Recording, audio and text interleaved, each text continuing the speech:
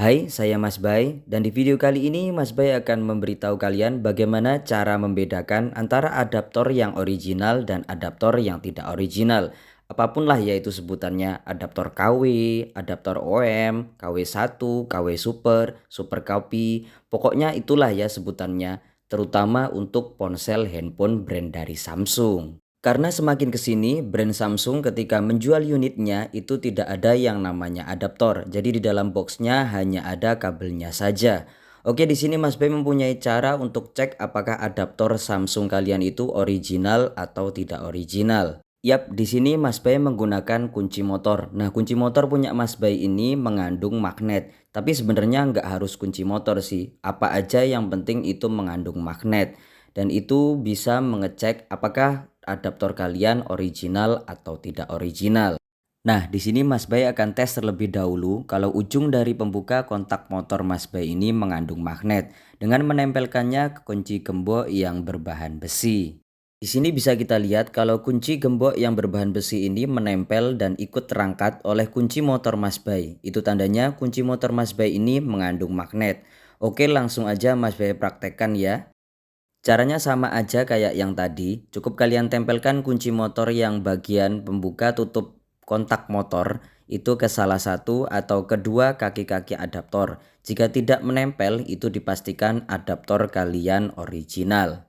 Tapi kalau nempel dan bisa terangkat, itu tandanya adaptor kalian itu tidak original.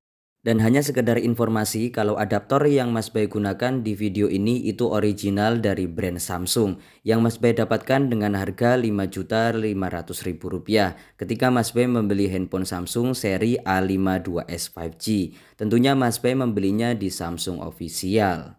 Terus kemudian ada yang nanya, tempatku nih adaptornya palsu loh Mas. Tapi ketika aku tes seperti cara punya Mas Bay itu nggak nempel, padahal palsu loh itu. Oke, lanjut kita ke cara yang kedua. Mas Bay kasih tahu ya. Cara yang kedua di port USB itu di adaptornya pada bagian putih-putihnya itu di sebelah kanan. Sedangkan yang tidak original itu di sebelah kiri. Lanjut kita ke kabelnya. Misalkan kalian mau cek kabelnya ini apakah original atau tidak original, cukup kalian lihat di ujung portnya. Jika kodenya CY atau RT itu original dan kodenya jika itu kode KD itu adalah tidak original. Tapi cara-cara yang Mas Bay sebutkan tadi itu sepertinya belum akurat ya, karena Mas Bay hanya temukan ketika sharing di grup user dari handphone Samsung. Dan karena Mas Bay penasaran, langsung aja Mas Bay tanya ke pihak Samsung official yang ada di Indonesia. Tentunya melalui pesan singkat dari admin Samsung official.